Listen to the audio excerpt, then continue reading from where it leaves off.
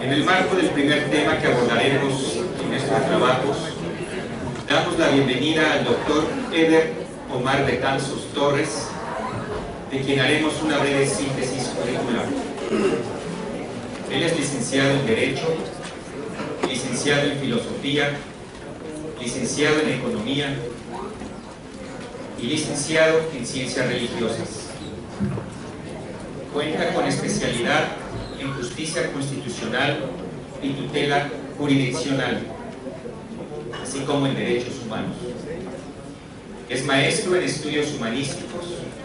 maestro en Políticas Públicas y Teoría Crítica, maestro y doctor en Derechos Humanos, doctorando en Historia y en Administración y Gobierno.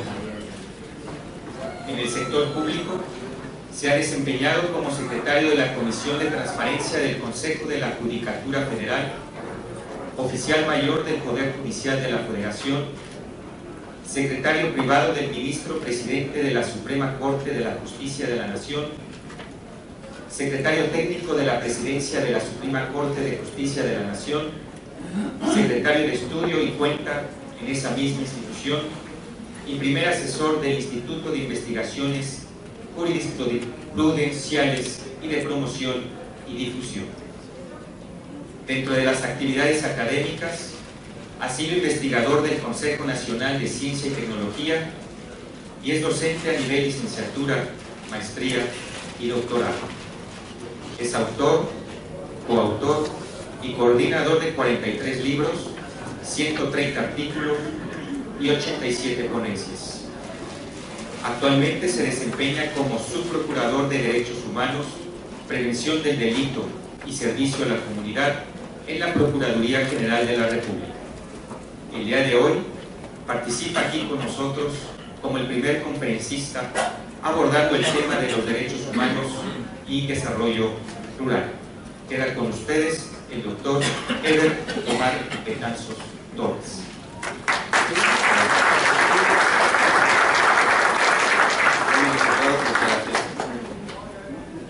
Señor Magistrado Presidente Luis Ángel López Escutia, señores magistrados de la Sala Superior del Tribunal Superior Agrario, magistrada Maribel Concepción Méndez de Lara, magistrada Denisa Gutiérrez Mendoza, magistrada Carmen Laura López Alvarado, amigos señores magistrados, agradezco la muy gentil invitación por parte del señor Presidente del Tribunal Superior Agrario para poder compartir con ustedes algunas reflexiones sobre dos temas que, a pesar de estar íntimamente vinculados, fueron estudiados, en mi punto de vista, de forma no necesariamente articulada durante mucho tiempo. El desarrollo rural y el desarrollo como un derecho, como derecho humano. Además de ser dos temas que me interesan profundamente en lo personal y en lo profesional, hoy tengo la oportunidad de abordarlos desde una posición institucional como parte de mis obligaciones como funcionario de la Procuraduría General de la República. Debo decirles que dentro de los ejes definidos por la señora Procuradora, la maestra Arely Gómez González, se encuentra la procuración de justicia eficaz y eficiente, que parte del primer eje rector de su gestión, que son precisamente los derechos humanos. Es la promoción y la defensa de los derechos en todas sus concepciones, incluidos por supuesto aquellos que doctrinariamente han sido clasificados como derechos económicos, sociales y culturales, parte de los avances más importantes que ha existido dentro del derecho constitucional mundial. Es necesario hacer énfasis de un lugar común aparente en términos discursivos, pero sumamente profundo en términos de legado del constitucionalismo mexicano, que son propiamente los derechos sociales y la Constitución de 1917, la cual pronto verá su centenario. Debemos decir además que dentro del Sistema Interamericano de Derechos Humanos es la Comisión Interamericana, la Corte Interamericana de Derechos Humanos, quienes han ayudado además a perfilar este ius comune, al menos latinoamericano, que pone un énfasis especial en el punto de la justiciabilidad de estos derechos económicos, sociales y culturales que han sido recogidos en las diferentes constituciones, pero que en el momento en que son justiciables encuentran históricamente algunas dificultades. Se busca que los derechos que están reconocidos en los instrumentos internacionales y por supuesto en las constituciones nacionales tengan una plena vigencia en la vida cotidiana de cada habitante y se garantice de esta forma una serie de condiciones de vida digna necesarias para el desarrollo digno de todas las personas que integran los estados. Debemos mencionar que entre las principales normas del sistema interamericano relacionados con estos derechos se encuentra la Carta de la Organización de los Estados Americanos, la Declaración Americana sobre Derechos del Hombre, la Convención Americana sobre Derechos Humanos, el Protocolo Adicional a la Convención Americana sobre Derechos Humanos en esta materia, así como la Carta Democrática Interamericana.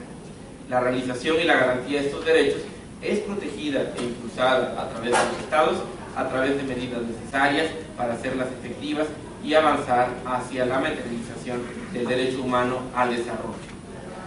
Según el artículo 1.1 de la Declaración sobre el Derecho al Desarrollo, este es un derecho humano inalienable, en virtud del cual todo ser humano y todos los pueblos están facultados para participar en un desarrollo económico, social y cultural y político en el que puedan realizarse plenamente todos los derechos humanos y libertades fundamentales. Es precisamente este derecho al desarrollo el que permite el ejercicio de todos los demás en condiciones de justicia y condiciones de equidad.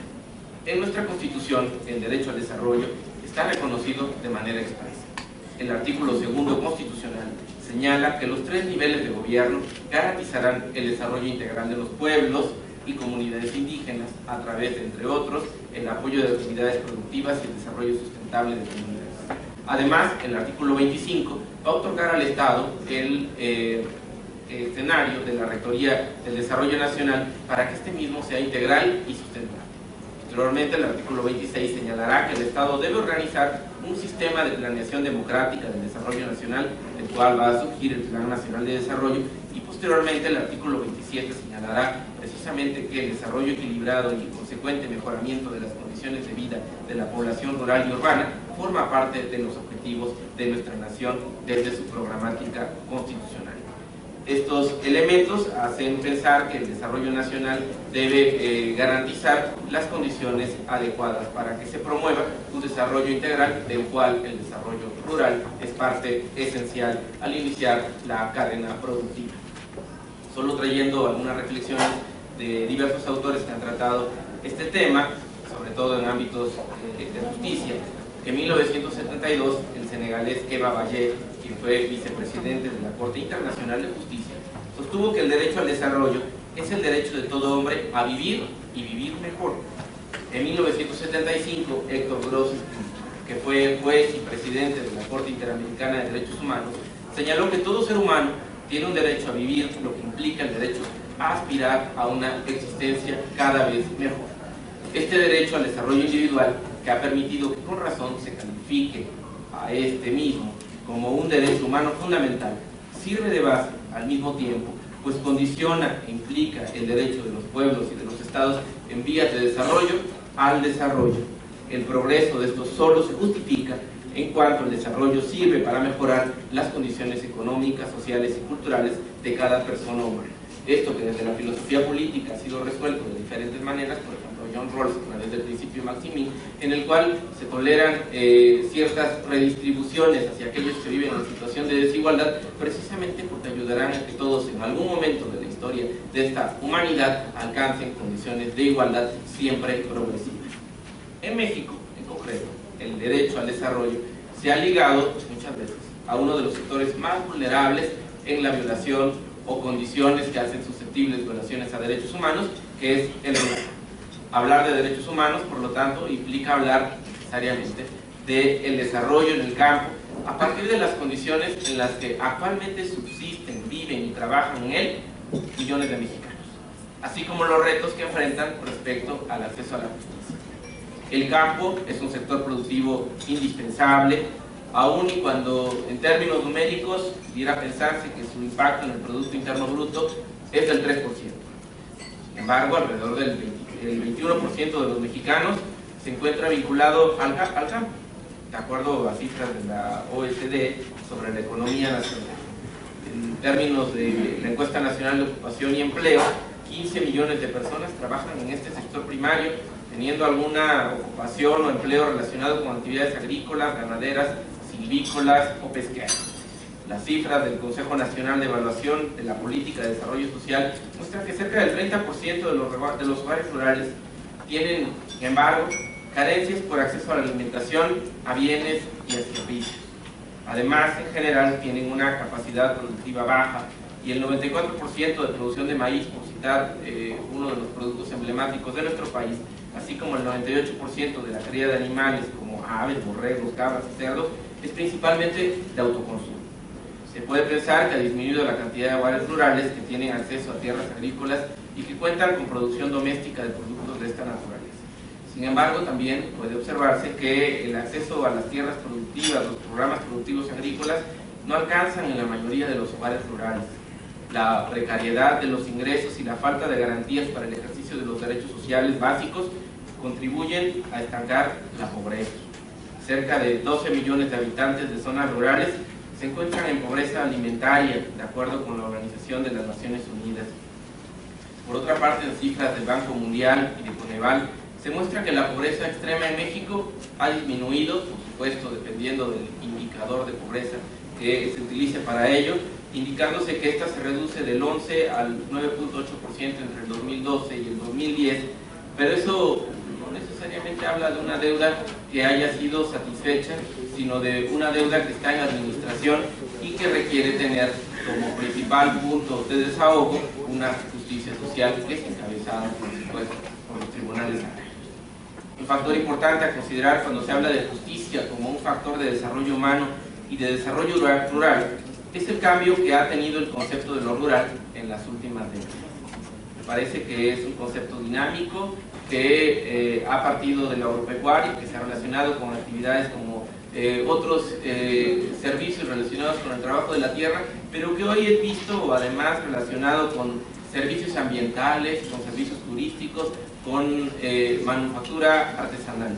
con oferta de recursos naturales y de explotación del subsuelo, y todo ello tiene intensas implicaciones en materia económica y en materia legal. Por ejemplo, la reforma en materia de hidrocarburos tiene una muy impactante relación con los sistemas de justicia y de producción agraria en la actualidad. Solo por tratar el tema del turismo, esta Secretaría indica en su informe de labores que en 2013 se han transferido 147 millones de pesos para el apoyo a un número importante de proyectos de turismo rural, lo cual habla de la importancia de este sector vinculado a la tenencia de la tierra y a las actividades que ahí se desarrollan.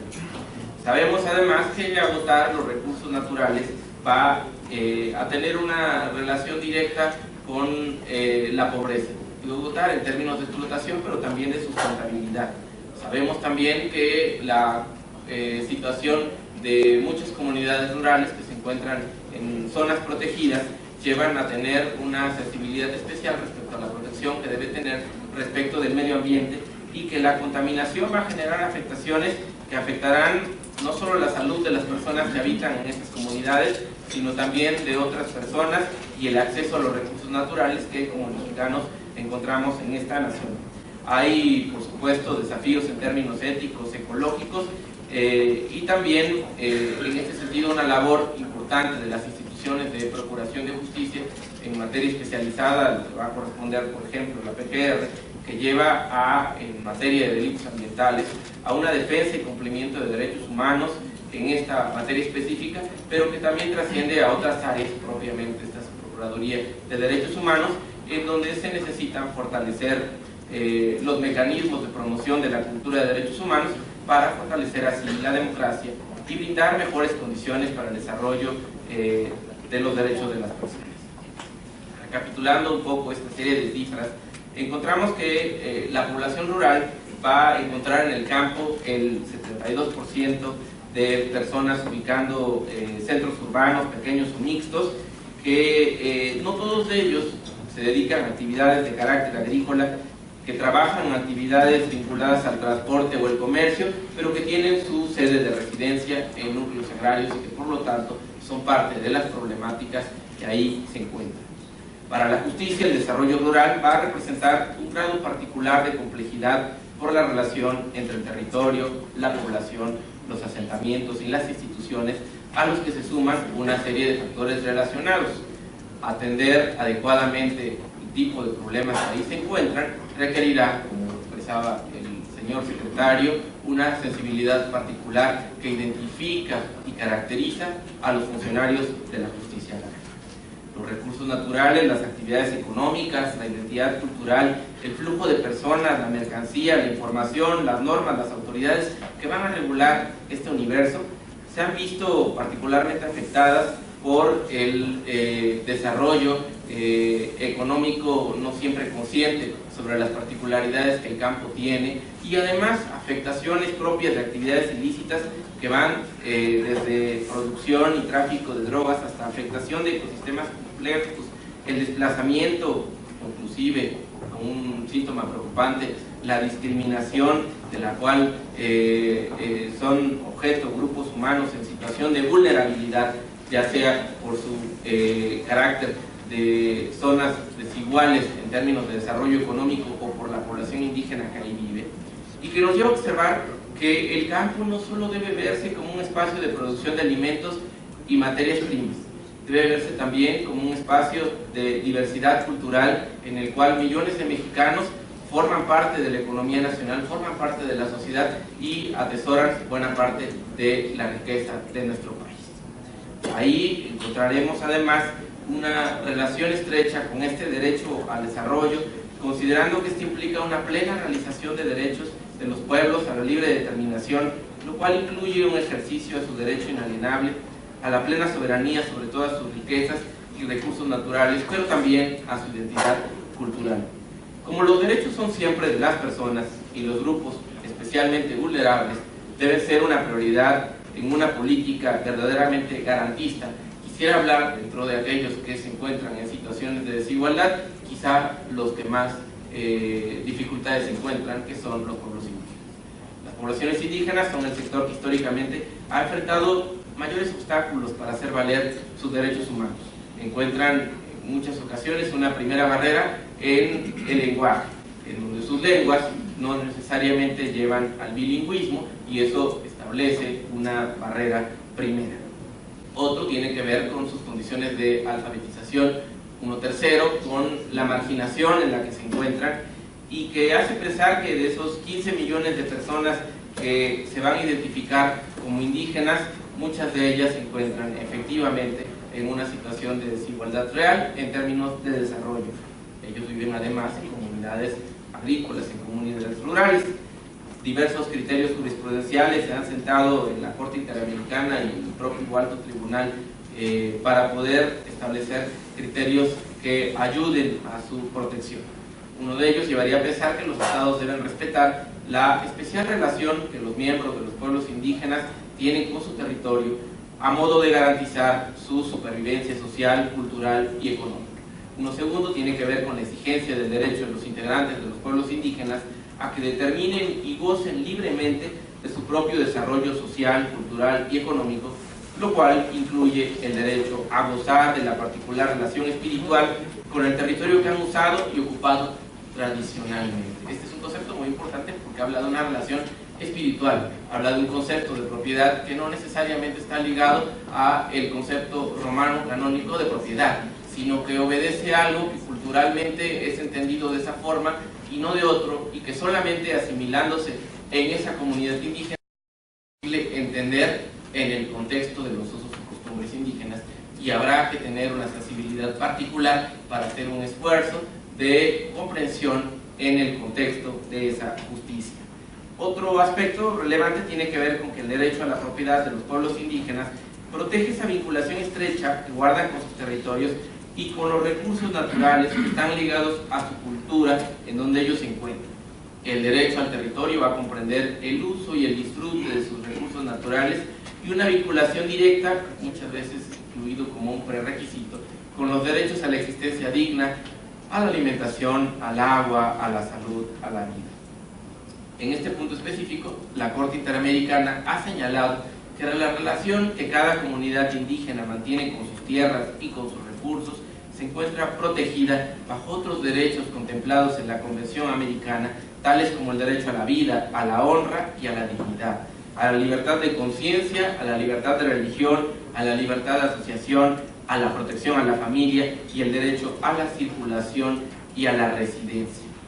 Esto va a representar uno de los retos más importantes para atender las demandas de justicia de las comunidades indígenas, como es el respeto a sus sistemas normativos frente a los criterios de la justicia civil y a la necesidad de contar con intérpretes traductores para garantizar un debido proceso y un sistema de acceso a la información que les facilite la toma de decisiones. Cuando hablamos de justicia agraria y de justicia agraria vinculada con justicia indígena, vale la pena pensar si la propia resolución, una vez que es emitida, tendrá que tener alguna especie de síntesis en la lengua indígena de la cual se trate, para que sea toda la comunidad la que pueda enterarse del contenido de una resolución desde un ámbito de justicia no comunitaria, a efecto de que ellos puedan entender cuáles son los extremos que ello va a implicar. Quisiera hacer mención de algunas cuestiones referentes a la Procuraduría General de la República que hablan de esa necesidad de entender con un prisma especial la justicia indígena, en concreto, necesariamente vinculada con aspectos de carácter rural, con la atención que se brinda a aquellos que están involucrados en delitos del orden federal y pueblos indígenas, muchos de ellos relacionados con temas de delitos ambientales, en donde se ha atendido un universo en los últimos 15 años de cerca de 16.000 personas. Debemos mencionar otro aspecto importante respecto de la agenda pública y la agenda de gobierno, que es lo que se ha denominado en el último punto de discusión de esta agenda de gobierno, justicia cotidiana. Aquella justicia que no necesariamente tiene que ver con aquellos grandes casos de la justicia federal, sino con la justicia que las personas viven todos los días, con aquel que los ha despojado, con aquel que sufre un asalto, con aquel que intenta defender su pequeña propiedad, y que hablan de eliminar barreras para el acceso a la justicia. Cuando se habla de este amplio proyecto del Poder Ejecutivo, que es la justicia cotidiana, vale la pena preguntar, ¿y la justicia cotidiana relacionada con la justicia agraria, en qué punto se encuentra?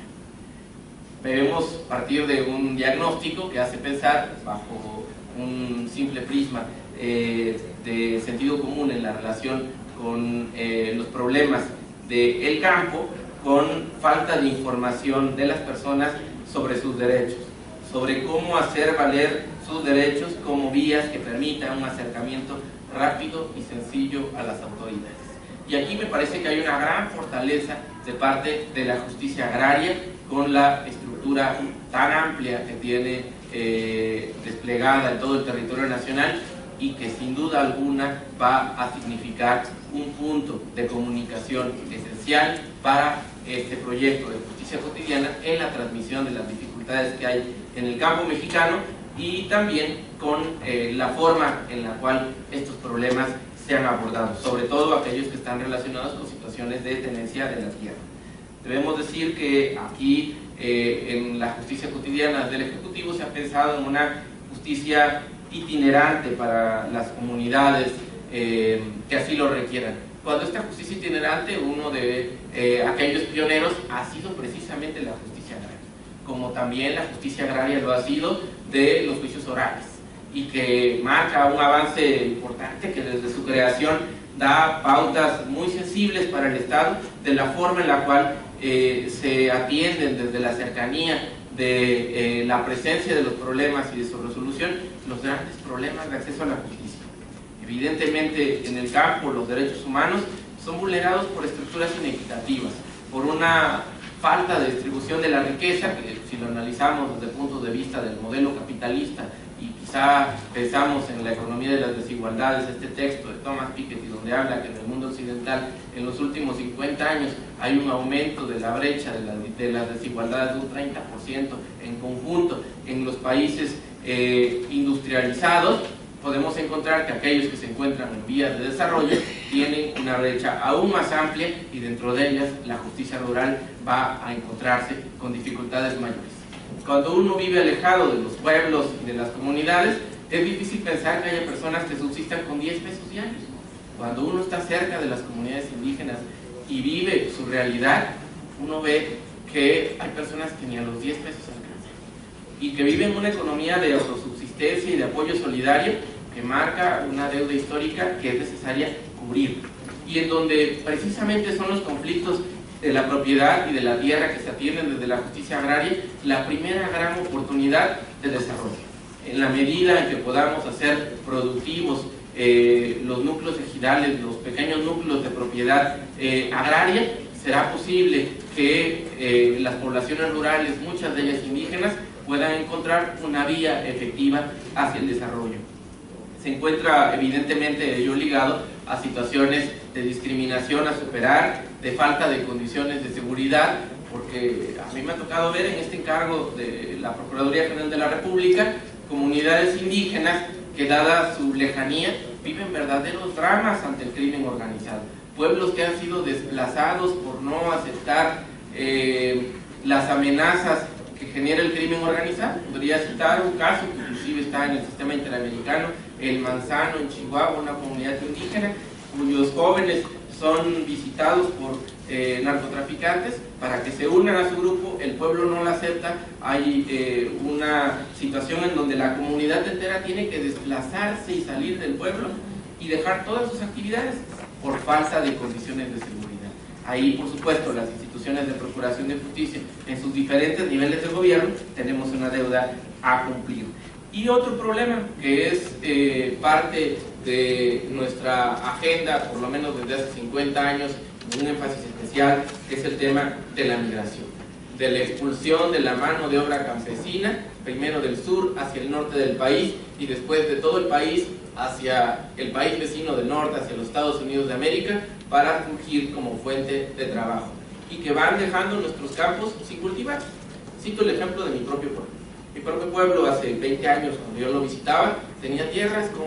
maizales que se estaban cultivando, con frijol que estaba en siembra, con calabaza. Hoy, si visito mi pueblo, encuentro tierras, sí, tierras que están quizá barbechadas, pero ya no se cultiva nada. Y no se cultiva nada porque quienes se dedicaban a la agricultura, predominantemente jóvenes, han hecho ya su vida en los Estados Unidos de América, y las tierras hoy se encuentran abandonadas.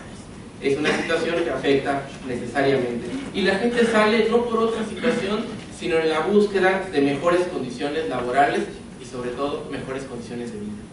La inseguridad, la violencia, la falta de condiciones productivas, la falta de oportunidades de desarrollo económico marcan carencias muy difíciles de poder sobrevivir sin una serie de políticas que parten con aquellas políticas de justicia, pero también de distribución de la riqueza, para atenderlos, para poder tener condiciones para el ejercicio pleno de un derecho al desarrollo. Se trata en estos antecedentes de una responsabilidad compartida por todos los actores sociales, políticos, gubernativos, por organismos internacionales, por la iniciativa privada y por supuesto por aquellos que son garantes de los derechos humanos, de acuerdo con el artículo primero constitucional, y que involucra como uno de sus primeros responsables aquellos que desde la justicia tienen a su cargo la noble y muy difícil actividad de decidir lo que corresponde a cada quien en una controversia. La participación comprometida y la vinculación de los propios interesados, que somos todos, en un proceso de cambio social, me parece que es una medida necesaria para fortalecer el avance y el crecimiento de los grupos que integran a la colectividad rural. Cuando hablamos de desarrollo, debemos entenderlos como el fomento a un entorno físico y social en donde las personas tengan la posibilidad de realizar un proyecto de vida, dentro de los parámetros de vida larga y sustentable, de educación y de nivel de vida digna, de que el campo no sea sinónimo de desigualdad, sino de producción, de que aquellas posiciones económicas clásicas de David Ricardo, Marcos y demás, que encontraban en el campo la primera fuente de riqueza, sean efectivamente verdaderas. El sector rural tiene problemáticas específicas que no podemos desconocer. Debemos, por tanto, atender a lograr un desarrollo humano de quienes viven y trabajan en él. Debemos impulsar la formación y el bienestar de los habitantes del campo a través de la erradicación de la pobreza y la generación de fuentes de empleo que mejoren su calidad de vida, que generen mejores condiciones de producción agrícola, entornos de producción y de subsistencia que no solamente abarquen las características económicas y alimenticias de la economía de subsistencia, sino también un desarrollo social y cultural. Estas palabras, que podrían simplemente considerarse retóricas, en la medida en la cual se aterricen en políticas efectivas, podrán ofrecer un cambio real. Y me parece que aquellas que precisamente dejan de ser retóricas son las resoluciones, son las sentencias que se pronuncian desde los órganos impartidores de justicia rural. Una efectiva procuración de justicia no puede ser explicada fuera de un marco de garantía de los derechos humanos, que a su vez favorezca el desarrollo de todas las personas, sobre todo en los sectores en donde se encuentra una situación de mayor vulnerabilidad, como es el campo mexicano, lo cual hace entender aquello que en la doctrina se ha denominado amparo agrario, lo cual hace entender la suplencia de las diferentes situaciones que llevan a pensar en la suplencia de la deficiencia de la queja amplia en materia agraria, precisamente porque se trata de personas que su situación de desigualdad requiere una atención integral. Las instituciones de procuración de justicia, como es la Procuraduría General de la República, reitera su compromiso para fomentar un clima de respeto a los derechos humanos que permita garantizar un Estado democrático de derecho y condiciones de seguridad y justicia necesarias para el derecho al desarrollo humano pleno. Foros como este permiten poner en el centro del debate sobre el desarrollo humano el desarrollo rural y la justicia, y sobre todo acercan a pensar en la gente que vive en aquellas comunidades agrícolas. La atención se centra principalmente en todas aquellas personas que viven en el campo y que buscan todos los días en las instituciones y en las autoridades oportunidades para cumplir de manera digna con su proyecto de vida. Aquellos campesinos que desde primeras horas de la mañana han iniciado su jornada y para estos momentos estarán quizás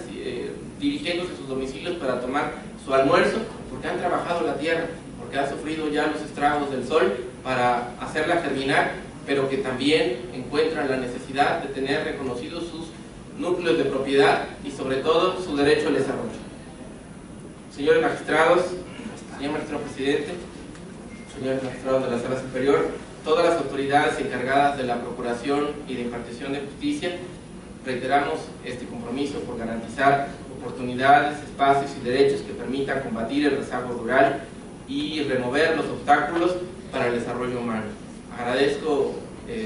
muy especialmente la invitación que he recibido para poder compartir estas reflexiones